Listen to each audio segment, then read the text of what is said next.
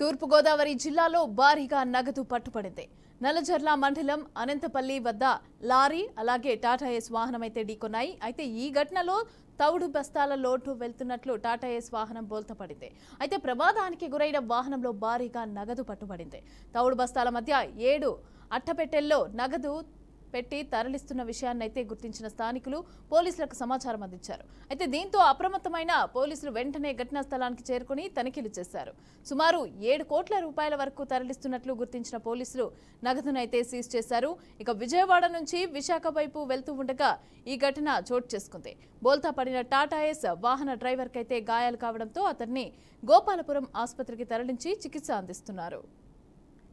దీనికి సంబంధించి పూర్తి డీటెయిల్స్ మా ప్రతినిధి బ్రహ్మం అందిస్తారు. బ్రహ్మం, అసలు ఈ తౌడు బస్తాల మధ్యలో ఈ డబ్బులు ఏంటి, ఎవరివి, ఎవరికి సంబంధించిన డబ్బు ఇది, పోలీసులు ఏం చెప్తున్నారు? మమత, ఈ రోజు ఉదయం హైదరాబాద్ నుంచి మన్నపేట వెళ్తున్నటువంటి ఒక ఐషర్ వ్యాన్, టాటా ఏసీ సంబంధించిన ఒక వ్యాన్ లో సుమారుగా 7 కోట్ల రూపాయల నగదు కట్టలు తరలిస్తున్నారు.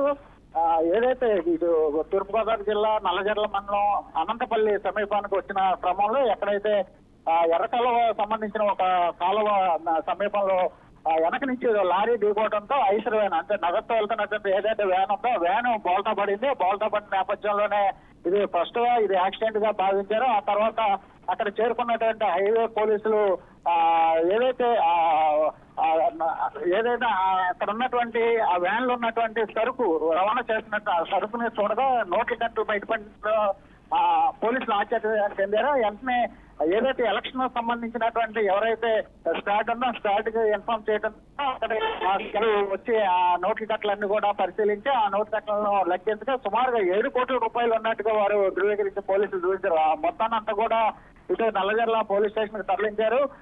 ఏదైతే ఆ నోట్ల కట్టలు సుమారుగా 7 కోట్ల రూపాయలు వెళ్తున్నటువంటి నేపథ్యంలో మండపేటకు సంబంధించి ఒక రాజకీయ నేతకు వెళ్తున్నట్టుగా చెప్తున్నారు. ఏదైతే హైదరాబాద్ నుంచి మండపేట వెళ్తున్నటువంటి ఏదైతే ఐసర్ వ్యాన్ ఉందో ఐసర్ వ్యాన్ లో ఇదంతా కూడా ఒక కెమికల్ ఫ్యాక్టరీ సంబంధించిన వ్యాన్ గా బాగా గుర్తించారు. ఆ కెమికల్ ఫ్యాక్టరీకి సంబంధించినటువంటి పౌడర్ తౌడు లాంటి ఒక పదార్థంతో బస్తాల మధ్యన ఈ 7 కోట్ల రూపాయలు సుమారుగా లో ప్యాకింగ్ చేసి 7 కోట్ల రూపాయలు తరలిస్తున్నారు.